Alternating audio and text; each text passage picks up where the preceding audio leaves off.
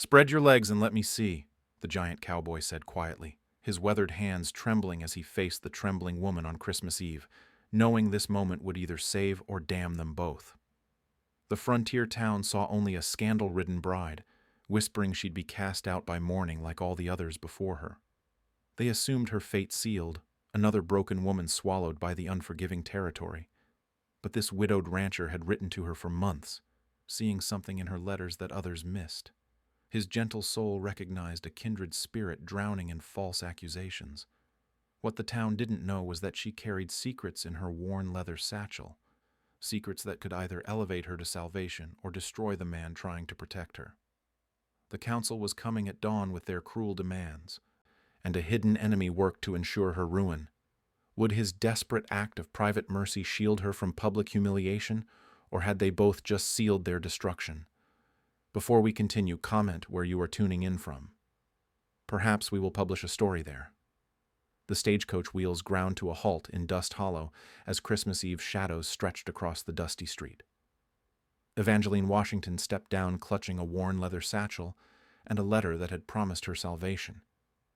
The Arizona Territory wind whipped her dark skirts as curious eyes peered from windows and doorways. Whispers followed her like buzzards. The scandal from Baltimore had somehow reached this remote outpost faster than she had. Mrs. Henderson pulled her children closer. The banker's wife turned away with obvious disgust. Even the saloon girls looked down on her with superiority. Samuel McCready emerged from the crowd like a gentle giant. His weathered face showed kindness where others displayed contempt. 6 months of correspondence had painted him as different from the men who had rejected her back east. His massive frame moved with surprising grace as he approached. "Miss Washington," his voice carried warmth that the desert wind couldn't steal. "Welcome to Dust Hollow." She searched his face for the inevitable disappointment. Men always changed when they saw her in person. Too tall, too proud, too much trouble. "Mr. McCready." She gripped her satchel tighter.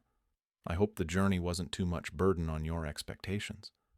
"Ma'am, you're exactly as I hoped." His smile seemed genuine. "My wagon's ready." The ride to his ranch passed in uncomfortable silence. Evangeline braced herself for the conversation she'd had too many times before. The polite excuses, the invented obstacles, the gentle rejection wrapped in false sympathy.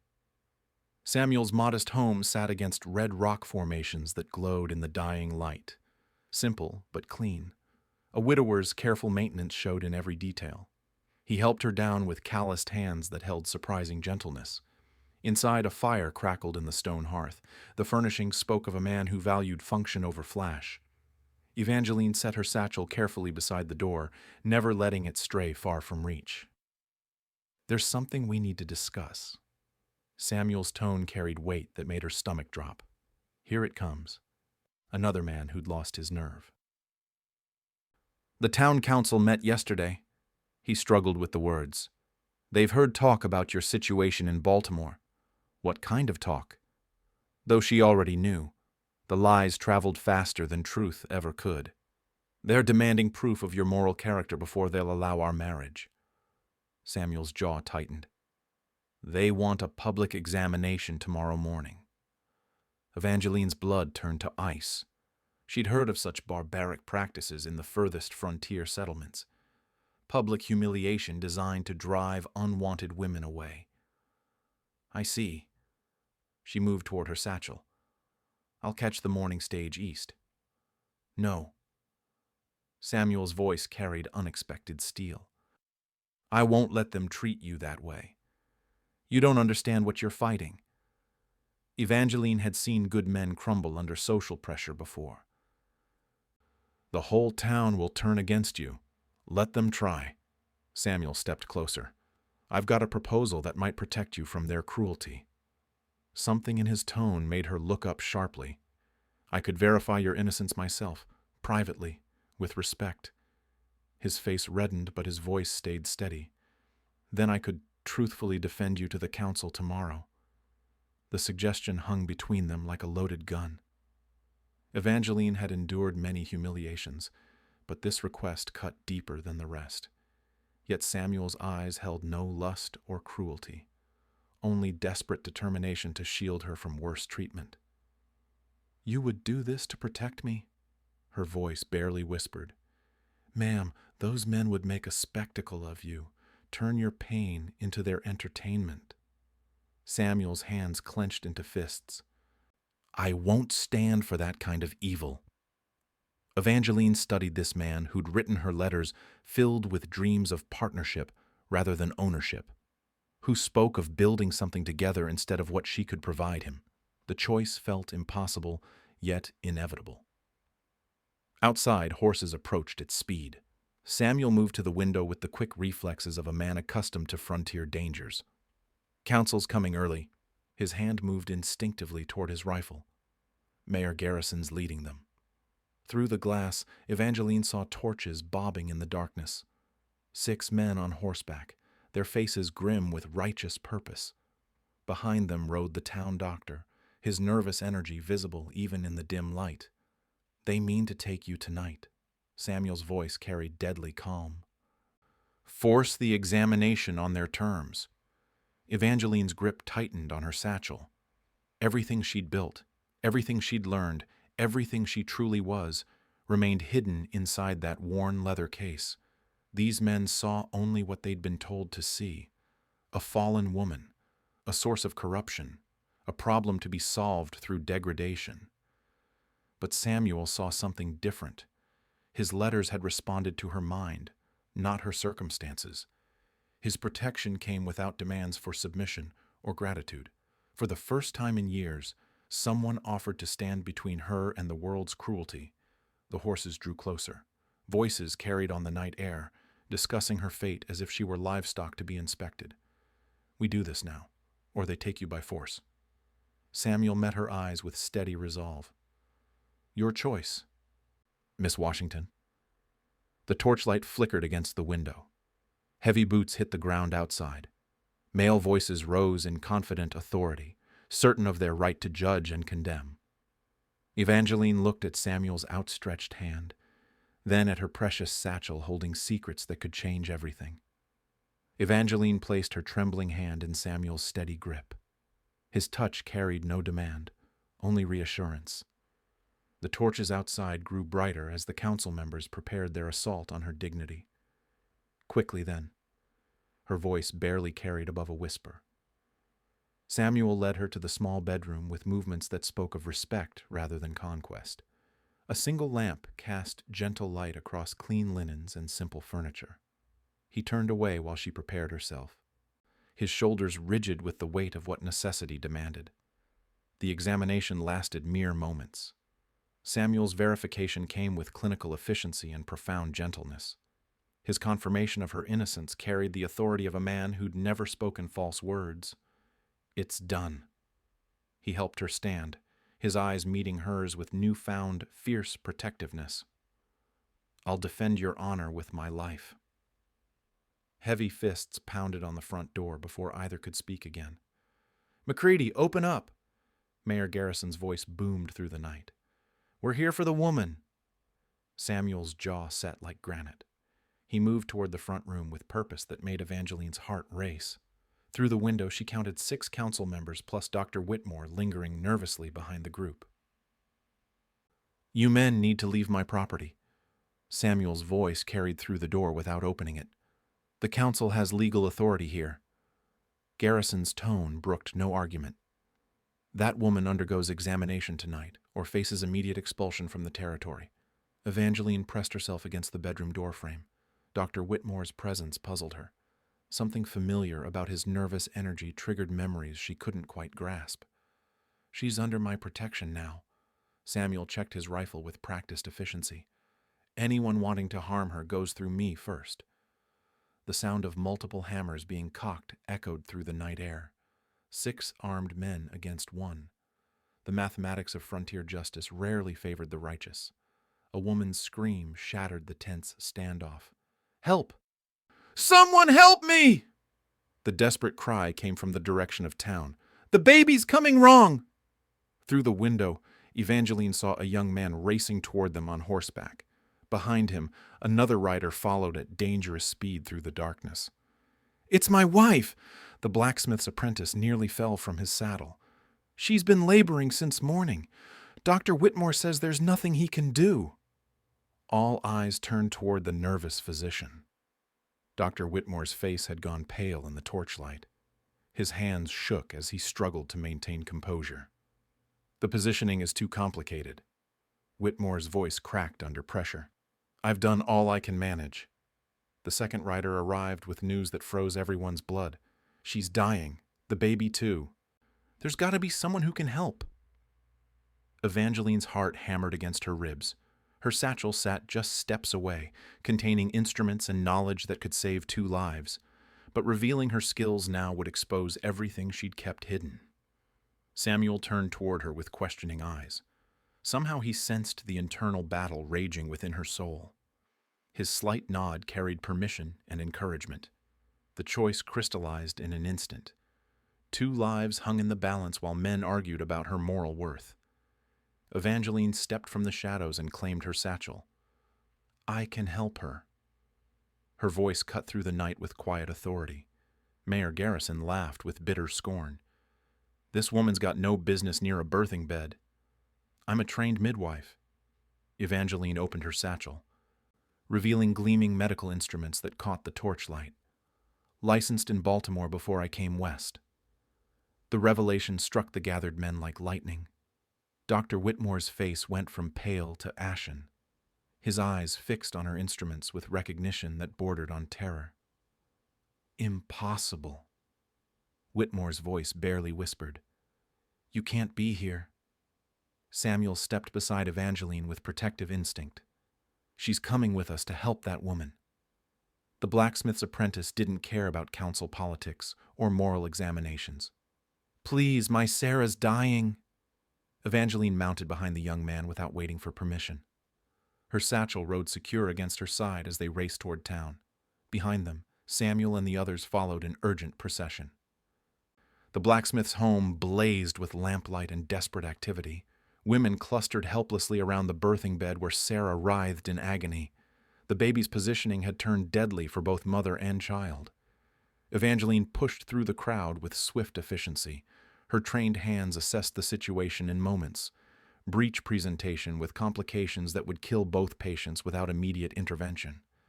I need hot water and clean cloths.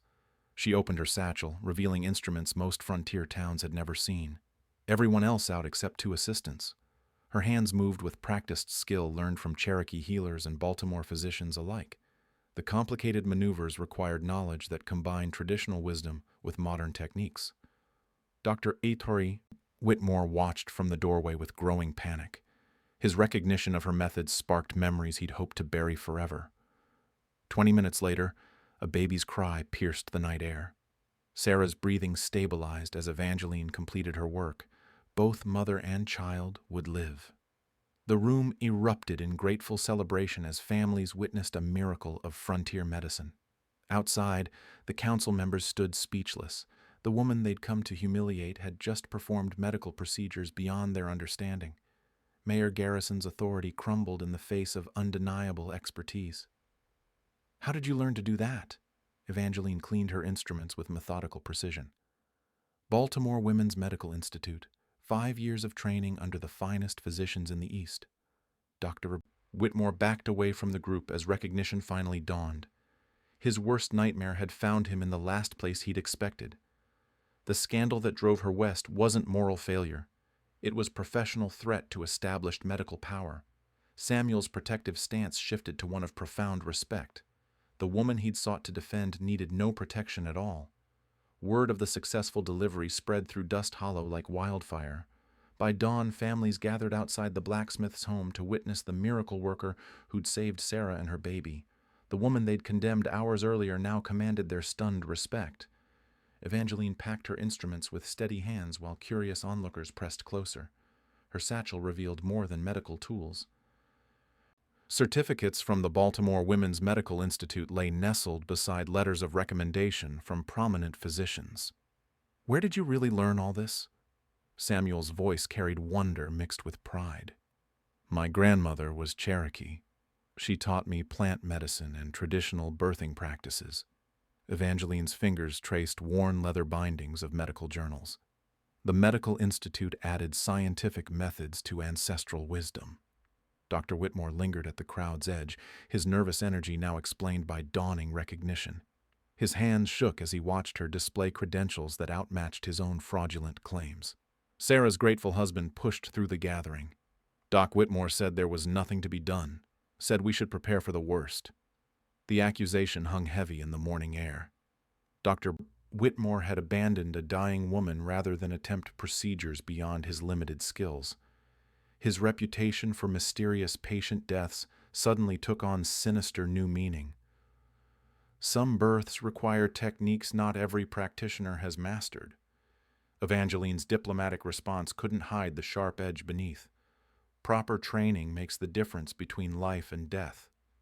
Mayor Garrison struggled to reconcile his prejudices with undeniable evidence. The woman he'd sought to examine and expel had just demonstrated medical expertise their town desperately needed. Your credentials seem legitimate. Garrison's admission came reluctantly.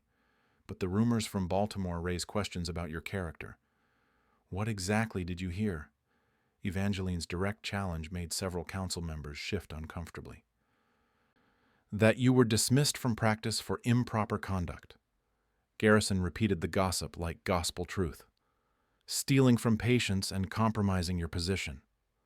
Dr. Whitmore's face went pale at the familiar accusations. His intimate knowledge of the rumors revealed more than he intended to share. Evangeline reached deeper into her satchel and withdrew a thick folder of testimonials.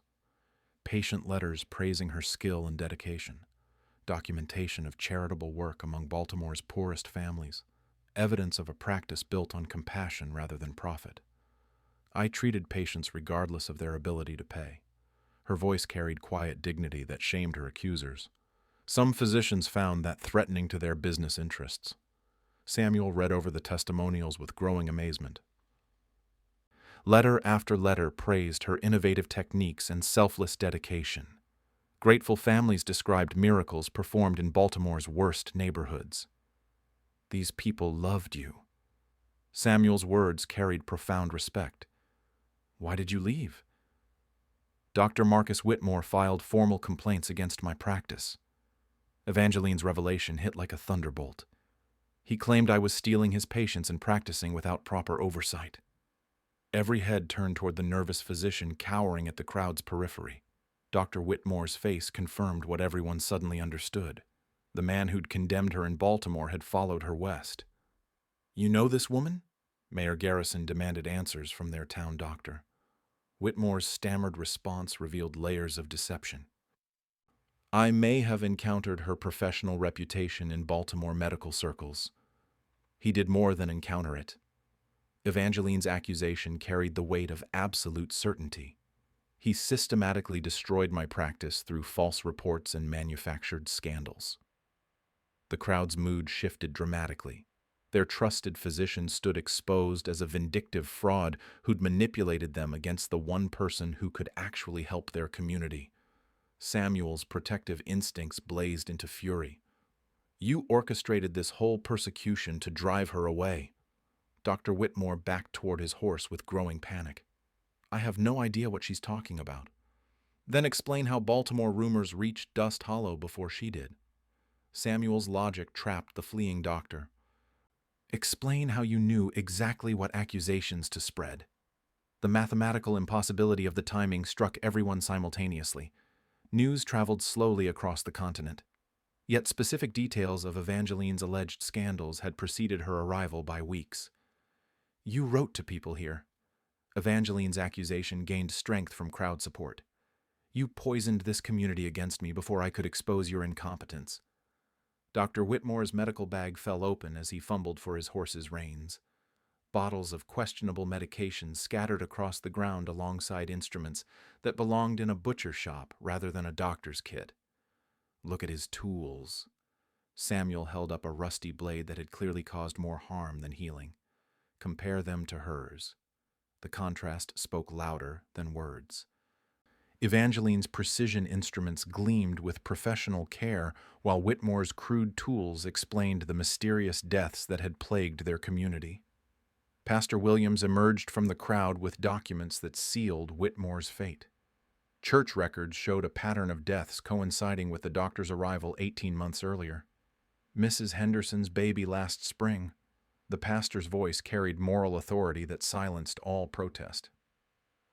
Old Pete's infected wound that should have healed. The Miller boy's fever that turned deadly under treatment.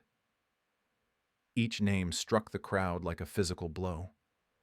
Families who'd lost loved ones under Whitmore's care now understood their grief had been preventable. She could have saved them. Sarah's weak voice carried from her sickbed. All of them. The weight of unnecessary deaths settled over Dust Hollow like a shroud. Their persecution of Evangeline had protected the very man whose incompetence had killed their friends and family. Dr. Whitmore mounted his horse with desperate haste. These accusations are completely unfounded. Then stay and defend yourself. Samuel's challenge echoed through the morning air. Prove your innocence like you demanded of her. But Whitmore was already spurring his horse toward the desert, fleeing justice like he'd fled Baltimore before the truth could catch him. The crowd watched their fraudulent physician disappear into the wasteland he'd created through lies and incompetence. Sheriff Morrison arrived as Whitmore's dust cloud disappeared beyond the red rocks. His weathered face showed the grim satisfaction of a lawman whose suspicions had finally been confirmed.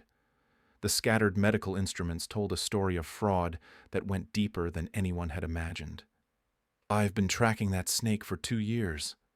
Morrison dismounted with purpose that spoke of long-delayed justice. Started in Denver, where 3 patients died under mysterious circumstances.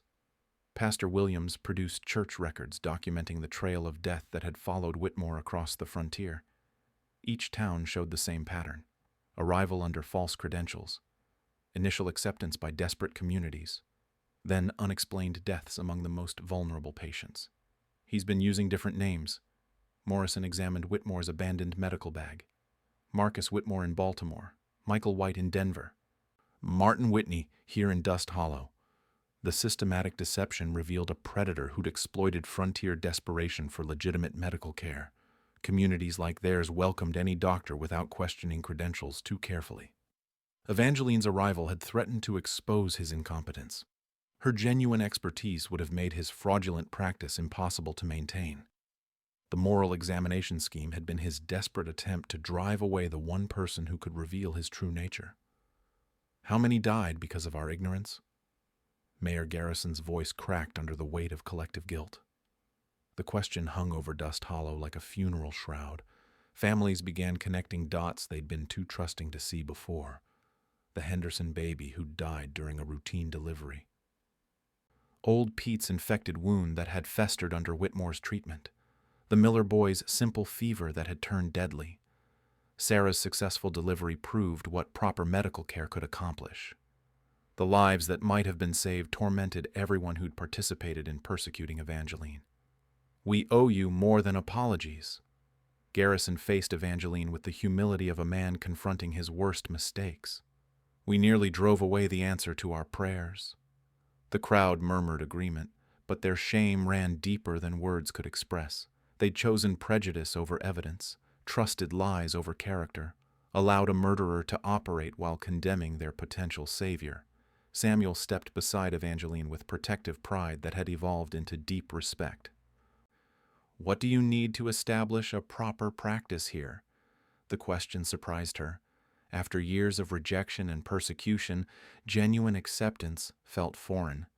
But the desperate need in their faces reminded her why she'd chosen medicine over easier paths. A clean space with good lighting. Her practical mind assessed their community's medical needs. Supplies that can be ordered from Denver. Training for local women who want to learn midwifery. Pastor Williams offered the unused room behind his church. Large windows faced east for morning light. A well-provided clean water nearby. The space could be converted into a proper medical facility within days. "The church will fund whatever supplies you need." His offer carried the weight of moral obligation. "Consider it penance for our sins against you." The transformation in community attitude felt surreal after months of hostility. But Evangeline recognized genuine remorse when she saw it. These people had been manipulated by a skilled predator who'd exploited their fears and prejudices. Sheriff Morrison gathered statements from families who'd lost loved ones under Whitmore's care. The pattern of malpractice painted a clear picture of criminal negligence. Federal marshals would be notified to track the fleeing fraud across territorial lines. He won't find another community to victimize. Morrison's promise carried the authority of frontier justice. His description goes out on every wire from here to California. The blacksmith approached with his newborn daughter sleeping peacefully in his arms. Sarah's recovery progressed better than anyone had dared hope. Mother and child thrived under Evangeline's continued care. Name your price for what you did. His gratitude overwhelmed practical concerns about payment. Everything I own isn't worth their lives. Healthy patients are payment enough. Evangeline's response revealed the heart that had driven her into medicine despite easier alternatives. Your family's well-being is worth more than gold. The generous spirit that had threatened Baltimore's profit-driven physicians now offered hope to Dust Hollow's desperate families. Her willingness to treat patients regardless of their ability to pay had sparked the conspiracy that drove her west. Samuel watched the community embrace the woman they'd sought to destroy hours earlier. His own feelings had evolved from protective sympathy to profound admiration. The gentle correspondence that had brought them together paled beside the strength she'd demonstrated. "Will you still have me as a husband?" His question carried uncertainty born of newfound respect. "I understand if your circumstances have changed." Evangeline studied the man who'd stood between her and mob justice. His protection had given her the chance to prove herself. His faith in her character had sustained her through the darkest moments. "My circumstances have improved considerably." Her smile carried warmth that had been missing for too long. "But my desire for partnership remains unchanged." The crowd began discussing wedding arrangements with the enthusiasm of people seeking redemption through celebration. Christmas morning would witness the union of two people who'd found each other despite the worst intentions of evil men. Pastor Williams offered to perform the ceremony in the same church that would house her new medical practice. The symbolism felt appropriate. Sacred space serving both spiritual and physical healing. As the sun climbed higher over Dust Hollow, Evangeline began planning the medical clinic that would serve their isolated community. Her expertise would no longer be wasted on the ungrateful or threatened by the incompetent. Justice had finally caught up with the lies that had driven her across a continent. The church bells rang across Dust Hollow as Christmas Eve afternoon brought unexpected redemption. Word of Dr. Whitmore's exposure spread to neighboring ranches and settlements. Families who'd lost loved ones under his fraudulent care began arriving to seek answers and closure. Mrs. Patterson rode in from the Eastern Valley clutching a photograph of her young son. The boy had died 6 months earlier from what Whitmore claimed was an untreatable fever. Her weathered hands shook as she described symptoms that Evangeline immediately recognized as scarlet fever. Could he have been saved? The mother's desperate question echoed the fears of every family present. Evangeline examined the detailed account with growing anger. Simple quarantine procedures and proper medication could have prevented the child's death. Whitmore's ignorance had turned a treatable illness into a tragedy. With proper care, yes. Her honest assessment brought fresh tears, but also a measure of peace. Your son didn't have to die. The confirmation devastated, yet comforted the grieving mother. Her child's death hadn't been God's will or natural inevitability. It had been preventable medical negligence disguised as professional treatment. Similar stories emerged throughout the afternoon. The rancher's wife who died in childbirth from complications Evangeline handled routinely. The cowboy who'd lost his leg to infection that proper cleaning could have prevented. A pattern of unnecessary suffering caused by one man's criminal incompetence.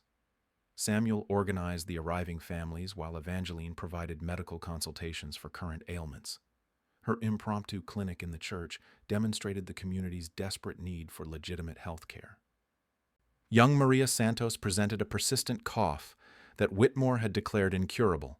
Evangeline's examination revealed simple bronchitis that herbal treatments could address within days. The relief on her parents' faces showed how fear had replaced hope, under the fraudulent doctor's care. "You're giving us back our children's futures." Maria's father spoke for every parent present. "Whitmore had us preparing for death instead of fighting for life." The psychological damage of Whitmore's reign extended beyond physical malpractice. His pessimistic diagnoses and fatalistic predictions had crushed the community's spirit. Families had stopped seeking treatment, accepting premature death as inevitable. Pastor Williams coordinated the impromptu wedding preparations as the medical consultations continued. Church ladies decorated the sanctuary while men arranged seating for the growing crowd of witnesses. The celebration would honor both justice and new beginnings. "Half the territory wants to witness this wedding."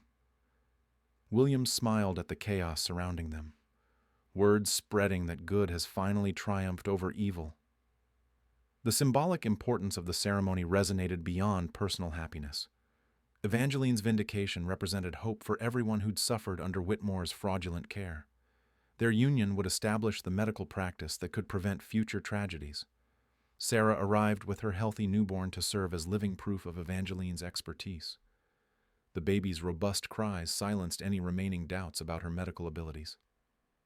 Mother and child thrived under continuing care that Whitmore could never have provided. "She saved us both." Sarah's testimony carried weight that no credential could match. "This woman is an angel sent to heal our community." The afternoon brought practical discussions about establishing permanent medical facilities. The territorial government had funds available for frontier healthcare initiatives. Evangeline's credentials qualified their settlement for substantial support. Mayor Garrison presented official documents recognizing her as Dust Hollow's chief medical officer. The same authority that had sought to examine and expel her now begged for her permanent residence. His signature formalized the community's desperate need for her services. "We're prepared to build whatever facility you require." Garrison's offer included land grants and construction funding. "Name your specifications and we'll make it happen." The transformation from persecution to celebration felt surreal, yet deeply satisfying. Evangeline had endured months of rejection and humiliation to reach this moment of complete vindication. Her expertise would finally serve people who appreciated its value. Samuel watched his bride-to-be plan the medical practice that would serve hundreds of frontier families. The woman he'd sought to protect had evolved into a community leader whose influence would extend far beyond their small town. "Are you prepared for the responsibility?" His question acknowledged the weight of expectations now resting on her shoulders. "I've been preparing my entire life." Her confidence came from years of training and natural calling. "This is why I became a physician." The sun began setting over red rock formations as final wedding preparations fell into place. Lanterns illuminated the church sanctuary where medical consultations had given way to matrimonial celebrations. The same space would house both healing and happiness. Families continued arriving from distant ranches to witness the ceremony that symbolized their community's rebirth. The woman they'd feared and rejected had become their greatest treasure. Her marriage would anchor the medical practice they desperately needed. Children who'd been denied proper health care under Whitmore's negligent reign now played in the churchyard under Evangeline's watchful eye. Their laughter replaced the fear that had dominated community life for too long. "Tomorrow changes everything." Samuel took Evangeline's hands as twilight deepened around them. "We're not just getting married. We're founding the medical future of this entire region." The weight of that responsibility felt manageable with his partnership supporting her mission. Together, they would build something lasting from the ashes of Whitmore's destruction. Christmas Eve had brought justice, vindication, and the promise of healing to a community that had suffered too long under fraudulent medical care. The bells rang again as midnight approached, calling witnesses to a wedding that would establish hope where despair had reigned. The church sanctuary glowed with candlelight as midnight approached on Christmas Eve. Every pew filled with families who'd traveled from across the territory to witness the wedding that would transform their medical future. The woman they'd condemned 12 hours earlier now stood as their community's greatest hope. Pastor Williams opened his worn Bible as Evangeline and Samuel took their places before the altar. Her simple dress couldn't diminish the dignity she carried like armor against the world's cruelties. Samuel's gentle strength provided the foundation she'd never dared hope to find. Dearly beloved, we gather to witness God's justice made manifest. Williams spoke to the packed sanctuary with profound reverence, two hearts joining to heal a broken community. The vows they exchanged carried weight beyond personal commitment. Samuel promised to support her medical mission alongside their marriage. Evangeline pledged to serve their community while building the partnership they'd discovered through months of honest correspondence. You may kiss your bride. The simple ceremony concluded with thunderous applause from witnesses who understood they'd participated in historical transformation. The kiss sealed more than matrimonial union. It established the medical dynasty that would serve frontier families for generations. Christmas morning dawned clear and cold across the Arizona territory. Evangeline woke as Mrs. McCready in the home that had offered sanctuary when the world turned against her. Samuel's steady breathing beside her confirmed the miracle of acceptance after years of rejection. Their first morning as husband and wife brought immediate medical demands. Maria Santos arrived with her younger brother showing symptoms of the same respiratory ailment that had plagued her family. This time, proper treatment would prevent the tragedy that Whitmore's negligence would have caused. The medicine you gave me yesterday already helps. Maria's relief showed in her clearer breathing. My parents want to know what we owe you. Healthy children are payment enough. Evangeline prepared herbal treatments that would cure both siblings completely. Tell your mother to bring them back in 3 days. The Santos family represented dozens of others who'd suffered under fraudulent medical care. Evangeline's arrival offered hope where Whitmore had provided only despair and premature death. Samuel prepared breakfast while his wife treated her first patients as a married woman. The domestic scene felt natural despite their unconventional beginning. Partnership had always been their goal rather than traditional gender roles. The territorial governor sent word about your medical facility funding. Samuel presented official documents that had arrived with the morning mail. Full approval for construction and supply costs. The government recognition validated everything she'd sacrificed to reach this moment. Her credentials and demonstrated expertise had earned institutional support that would establish permanent health care for the entire region. By noon, construction crews arrived to begin work on the medical clinic that would serve families within a 100-mile radius. The building site beside the church offered convenient access while maintaining the sacred connection between spiritual and physical healing. Sheriff Morrison returned with news that federal marshals had picked up Whitmore's trail near the California border. The fraudulent doctor would face justice for the deaths his negligence had caused across multiple territories. He won't hurt anyone else. Morrison's satisfaction reflected the community's collective relief. Prison time for impersonating a physician carries serious federal penalties. The afternoon brought a steady stream of patients seeking treatment for ailments that Whitmore had declared hopeless. Evangeline's examinations revealed treatable conditions in case after case. Her arrival had literally saved lives that would have been lost to continued medical fraud. Young Tommy Miller presented the infected wound that his mother feared would require amputation. Whitmore had recommended cutting off the boy's arm rather than attempting proper treatment. Evangeline's cleaning and medication began healing that would preserve full function. Will he really keep his arm? Mrs. Miller's desperate hope showed how thoroughly Whitmore had crushed their faith in medical possibilities. With proper care, he'll heal completely. Evangeline's confident prediction restored hope where despair had ruled. Bring him back tomorrow for fresh bandages. Each successful treatment built community confidence in legitimate medical care. Families who'd accepted premature death under Whitmore's reign now dared hope for actual healing. Samuel coordinated supply orders while Evangeline continued treating patients in their temporary clinic. Their partnership extended seamlessly from personal to professional collaboration. The marriage that began in crisis had evolved into purposeful mission. Christmas dinner brought together the families who'd supported their union despite community pressure. The blacksmith's recovered wife served as living testimony to Evangeline's expertise. Sarah's healthy baby represented the future that proper medical care could provide. To Dr. McCready, the toast acknowledged both her professional status and new married name, the physician who gave us back hope. The celebration continued into evening as more families arrived to welcome the couple whose marriage had established their medical salvation. Children played safely under the care of someone who actually knew how to treat their ailments. As Christmas night settled over Dust Hollow, Evangeline and Samuel planned the medical practice that would serve frontier families with genuine expertise instead of fraudulent incompetence. Her arrival had ended Whitmore's reign of medical terror while establishing legitimate health care. No more children will die from treatable illnesses. Her promise carried the authority of proven expertise. No more mothers will lose babies that proper care could save. The transformation from Christmas Eve persecution to Christmas night celebration proved that truth eventually triumphs over deliberate deception. Evangeline had found the home and purpose that months of rejection had nearly convinced her didn't exist. Samuel's gentle strength provided the foundation for medical work that would save hundreds of lives across the territory. Their marriage anchored health care that would serve future generations. Christmas morning had brought justice, healing, and the promise of life where death had ruled too long.